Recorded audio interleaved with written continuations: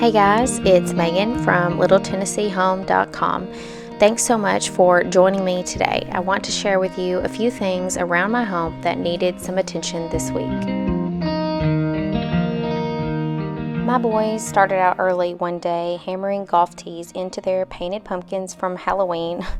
This is a really great activity for helping with fine motor skills and practicing hand-eye coordination.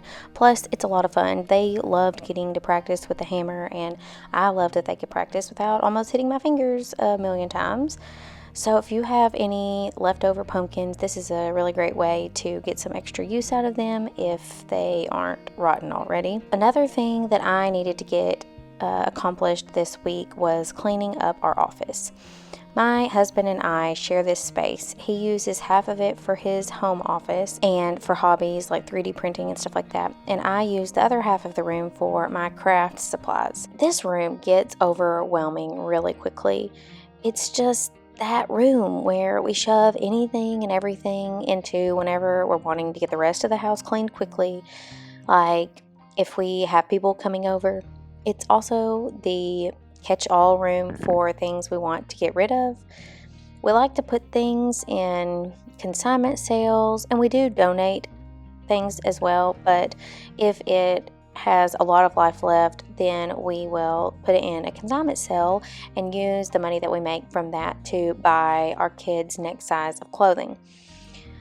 We hardly ever buy brand new clothes for the kids. But anyway, so all of that stuff that we decide that we're going to sell in a consignment sale, well, we have to hold on to those things until we can put them in the correct place. And unfortunately, this is where most of that stuff ends up. We don't know where to put it, so we stick it in the office. And we want to deal with it later, just stick it in the office.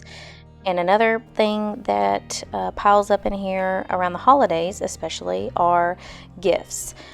Both of my boys' birthdays are in December, and then we have Christmas, and then a couple months following will be our little girl's first birthday in February. And so this is just the time of the year where presents get collected and they have to go somewhere that won't be found by the kids. And we also help out buying gifts from other family members for our boys because it's just easier because we know exactly what they like or what they need, and they will give us the money for it in exchange for buying whatever it is that the boys really want. So that's just another thing that gets stuck in this room. Honestly, I'm pretty embarrassed on how awful this is, and anytime that people come over, I worry that they might accidentally open that door instead of the garage door that is right next to it, or they might see how horrible it is in there. It gives me anxiety just thinking about people seeing how bad it is, which kind of surprises me that I'm actually putting it on the internet for everybody in the world to see. But you know what? Maybe now if everybody has seen it, then whenever people come over, it won't be a shocker to anybody and I won't have to worry about it anymore. Anyway, I love to make all types of crafts, and making crafts and being creative has always been really enjoyable to me. It's just kind of my way to express myself and just to get out some stress. It's just a hobby that I enjoy doing. And over the years, I've sewn, made cards, done vinyl projects, scrapbooking, knitting. I mean, if you can make it, I'll probably try to DIY it before I go and buy it.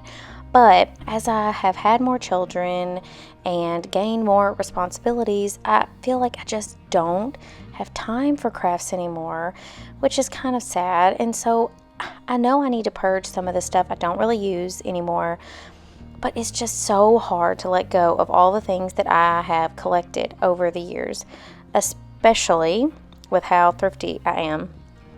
I like to find things on sale and hold on to them for later, and while there are times when this can be really beneficial, I think there's also times when it's almost detrimental, because I found the statistic that 80% of the items that people keep in their home are never used.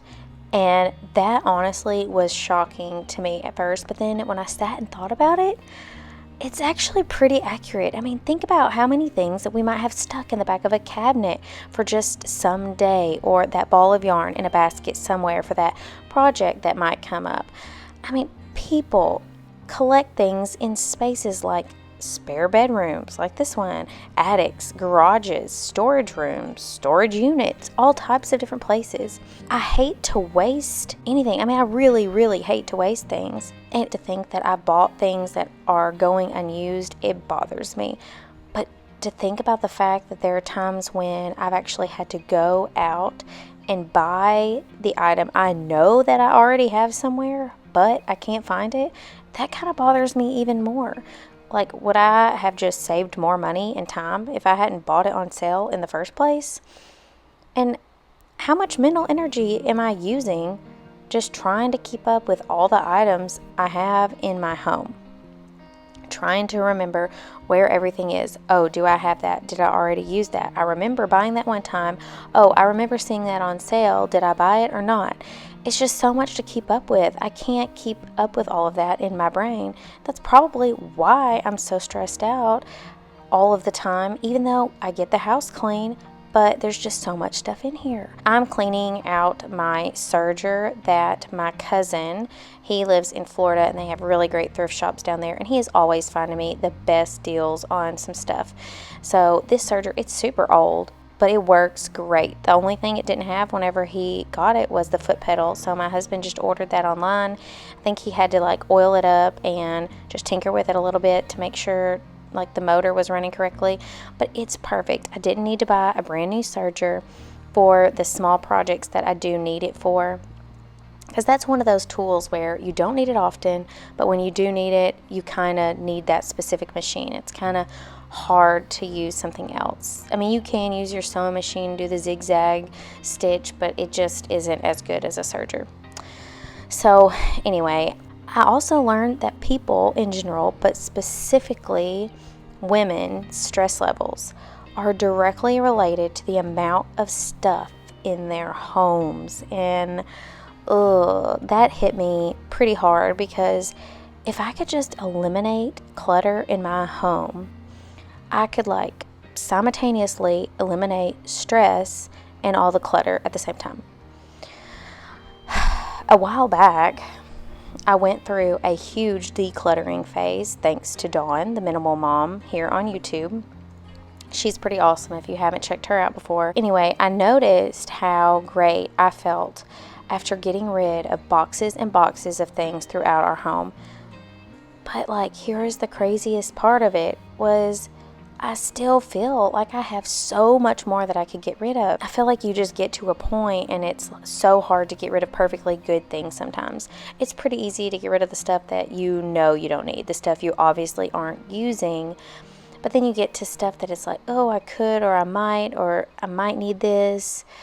Or I have this perfectly good piece of fabric that was from a project that I never finished. Should I or should I not get rid of it? I know I need to get rid of more things from my craft shelf, because we have decided to homeschool and I need more room for storing some of the homeschool items that we need to have on hand, but we don't use every day. I don't want to keep all of that homeschool stuff out by our table if we're not going to be using it every single day, but there are a few things that I want for us to have. I have been homeschooling our oldest for preschool this year, plus I previously was a teacher before becoming a full-time stay-at-home mom. So I feel completely comfortable teaching my children, and I am absolutely loving homeschooling them. It has taken me most of my morning to clean up this room, and it still isn't done, but it looks a lot better and has actually motivated me to get crafty and make some Christmas cards.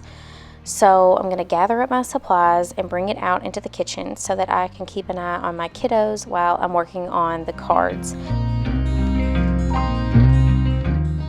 I've decided to batch make a bunch of the same style of Christmas cards, which I probably would have never done before, but I'm doing it because it will make the process so much faster, and everyone is still going to get a homemade Christmas card. They don't even know that I'm sending everybody the same exact card, so I don't know why I would think that I need to make everybody a different card. I guess it's just me being particular. One of the events at our church is called Cookies with Santa. A lot of places have this, but while you're there to visit Santa, you also write cards to those in our church who are unable to come and worship with us at the building because of sickness and illness or various reasons. And so that's what these cards are going to be for.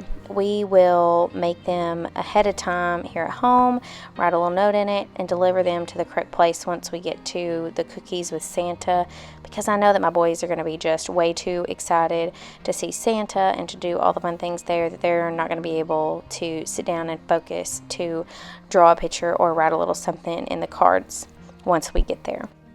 You know, making a homemade card might seem silly to some people because buying a pre-made card is definitely so much easier and less time consuming. And let's face it, I don't have a bunch of spare time laying around over here. But the first reason that I want to make cards is because I enjoy it. It's a hobby that I like to do. I'm proud to be able to use my talents that God gave me to bring joy to others. Another reason that I like to make cards instead of buying them is because since I already have all the materials and supplies at my house, it's cheaper for me just to go ahead and make my own instead of buy one.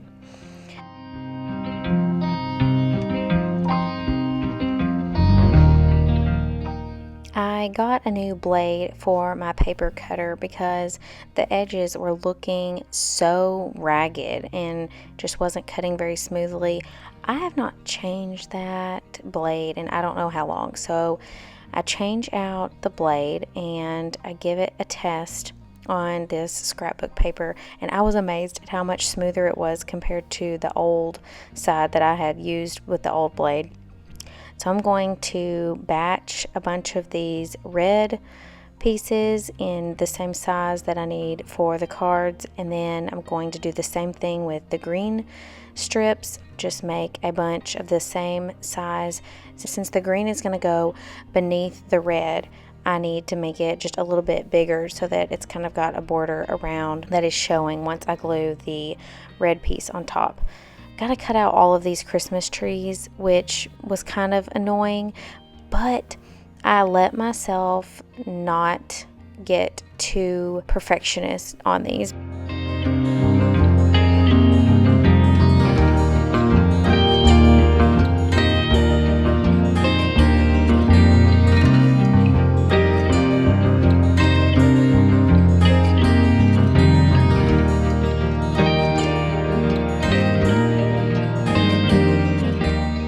This is a double-sided tape. I decided not to use glue because it was going to take forever. This was so much easier, and I had kind of forgotten that I had it. These are just the insert parts. I could not find my little case that it goes in, but I'll link it below what it's called, what it looks like, and all that, because it's really helpful, especially if you enjoy making cards at all. It is a great tool to make things a lot faster. Things don't have to dry because it sticks automatically, so it's super helpful. These would also be great for scrapbooking or letting kids use them for different art projects so that you can avoid the messy glue situation. But I was also thinking these would be really great for the holidays, using them to attach homemade gift tags. If you didn't want to have to use twine to tie it onto your package, you could just use this tape and stick it on. I love using these cling stamps. If you have never seen these before, it's basically just a little piece of rubber that you put on a acrylic clear block, and they are just really handy. They save so much room, and not to mention you can see through the block, and it makes aligning your stamp in the correct place so much easier. If you've thought about or wanted to try stamping and making cards before, this is a great way to kind of see if you enjoy it without having to invest in a lot of the expensive wooden stamp blocks that most people are familiar with. I just think now I'm going to convert to mostly cling stamps instead of wooden stamps anyway, just because of how much space that it saves. And they come in a variety of different styles. I store mine on old CD cases. I had some of those laying around, but I'm sure you could find some at a garage store. You probably could even order them on Amazon, to be honest. I also think that making a homemade card just makes it a little bit more special. Any card is going to make a person feel loved, but having a homemade card just shows that person that you took a bit of extra time for them and that they are worth your time. In today's world where everything is so fast-paced and time is extremely limited, giving of your time can be one of the most valuable things that you can give. My husband and I make cards for each other too, and I really enjoy seeing what type of card that he's going to come up with at the different holidays that we exchange cards at. His are almost always funny, and he doesn't get into the stamps and layering of the coordinating paper as much as I do, but I always really love the cards that he makes for me. Whenever I'm done stamping for the day, I will clean my stamps off using this little stamp pad cleaner. It is the brand Stampin' Up, and it has a designated side for the spray, and then one side you keep dry. So you rub your stamp off, clean it, then rub it on the other side, and it dries it off. This is just a super easy way to clean your stamps. Sometimes I don't have to if I've stamped all of the ink off, but I typically like to clean it off just to take good care of them. I'm packing all of my stuff up and taking it back to the craft room, and I was very tempted to just set it on my desk and walk off, but I went ahead and put everything back where it belonged so that I won't have to deal with that some other time and it build up and make another huge mess.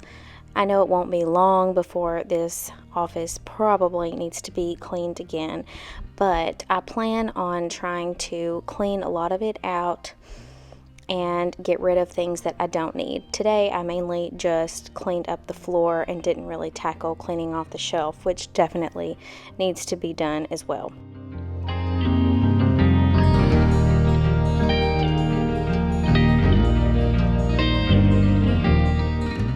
After finishing up making my cards, the kids are taking a nap, so I'm running out to get a package that I have been expecting. In my last video, I shared how I tried to get the mildew out of my front loader washing machine by using baking soda, vinegar, and essential oils, and it removed a tiny amount, but there was still so much that I knew I needed to try something else. So I went on Amazon and I got a product specifically for this. Those are some batteries, but here's what I bought.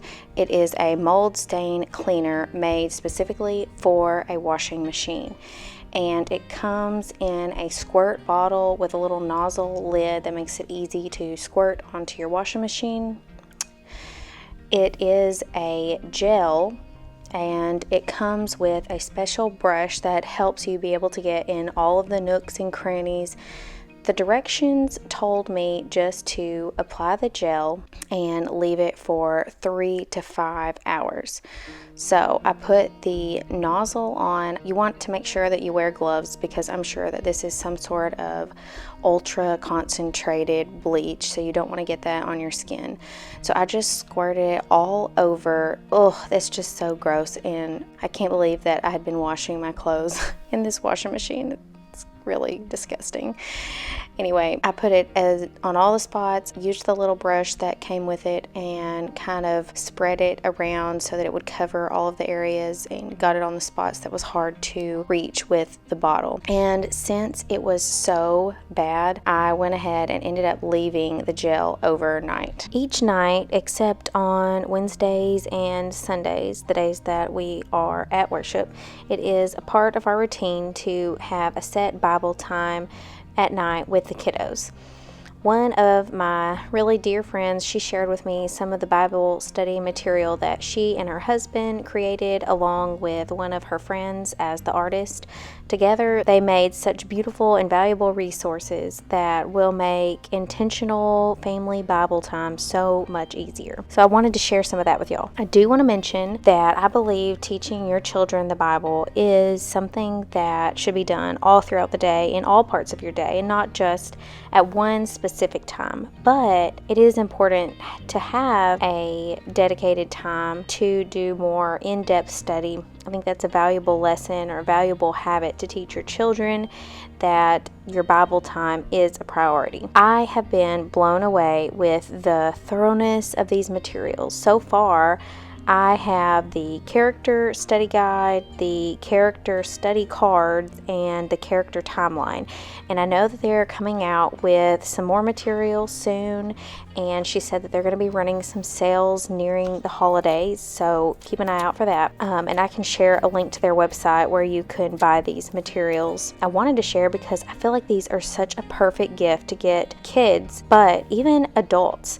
This would be the perfect gift to get them for Christmas. The character study guide is perfect for family Bible time, but it really would also make a great homeschool Bible curriculum, Bible class guide, or even a personal Bible study, because these would be great topics to cover on your own and dig even deeper into the study. Each character includes a beautiful watercolor drawing of the character, a quick summarization of who the character is, a list of notable facts along with the scripture references, some practical applications that we can learn from the character, and there are 5-day discussion starters.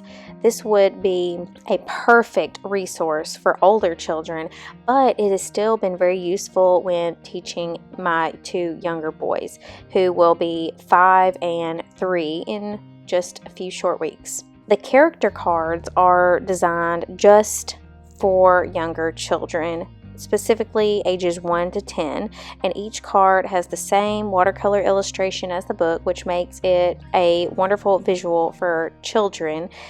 On the back of each card, there are a few notable facts, but they are written in a way that is easy for a child to understand, and it has one word underlined in each fact. And whenever you're trying to teach this fact to the children or child to memorize these facts, you would read most of the fact but leave out the underlined word and see if the child can fill in the blank. And over time, they would be able to remember more and more of that fact, being able to add more, eventually being able to list the facts on their own. Another valuable companion to use along with the guide and the cards is the timeline that they made. My children really love having images to see and associate with characters from the Bible, and having the same illustrations on all of the resources makes it so much easier for them to make the connections between the characters.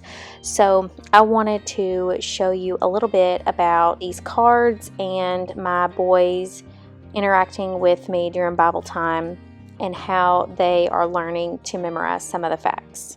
Let's learn about Abraham and see what you remember. Okay. God gave Abraham the land of Canaan as his new home. Abraham loved his nephew Lot. God promised Abraham that his children would be as many as stars in the sky. All right, Connor. The night sky. When Abraham had a son, he was willing to sacrifice him to God. To God, that's right. God. The next day when I got up, I was super excited to see how well this gel had worked. So I went ahead and I used the scrubber to scrub things around and to loosen up the gel because it had gotten kind of thick overnight, and so I wanted to really scrub it. I barely saw any black on there at all, and I was just shocked. So I went ahead and ran a cleaning cycle on my washer to try to clean out all of the gel before I started washing any of my clothes. The kids spent a lot of time outside today. Well, really all of us did. They helped my husband blow a lot of the leaves. They really enjoyed using the leaf blower, and although they didn't really make much of a dent with how many leaves that we have, they at least started to learn how to help out with yard work. They made a difference in helping out. I found research that suggests that including children in chores at a really early age can help with their self-esteem, responsibility, managing frustration, and just so many other benefits aside from getting the chore done. While they're out there, I come in and get some stuff done and check on the washer after it's done with the cleaning cycle. And this is amazing stuff. I don't really like using bleach all the time. Like, one, the smell is really powerful, and I know that it's not good for you to breathe in those fumes, but there is no denying that this stuff works. After I ran the cleaning cycle, I still had to wipe out a lot of the gel because it didn't really get cleaned out, and I don't want that stuff getting on my clothes. While the boys are still outside, I'm able to get a few extra tasks done. I'm still looking for a tablecloth that I like to put on this table because boys are just rough, and I think it would help protect the table a bit longer. And I know that I'll have to wash the tablecloth often, but I'm thinking that washing a tablecloth every 2 days or so wouldn't be too bad. The crumbs get stuck in the cracks of this table, and my boys' sticky hands make it where I have to really scrub to get anything off the table. I wouldn't mind washing a tablecloth regularly and making it a part of my evening routine just to keep from scrubbing the table. My sister surprised me with these beautiful flowers a while back, and I'm kind of surprised that they are still looking so good. Maybe that's just what happens whenever you actually buy flowers that aren't on discount. Anyway, she left those flowers on my table for me to find one day when I came home, and it has brought me so much joy. I love seeing flowers sitting out on the table. It just gives the room such a happy feeling. Well, thank you guys so much for watching today. If you enjoyed this video, don't forget to like and subscribe so that you will see more videos like this. I'm so glad that you joined me today. See you again soon.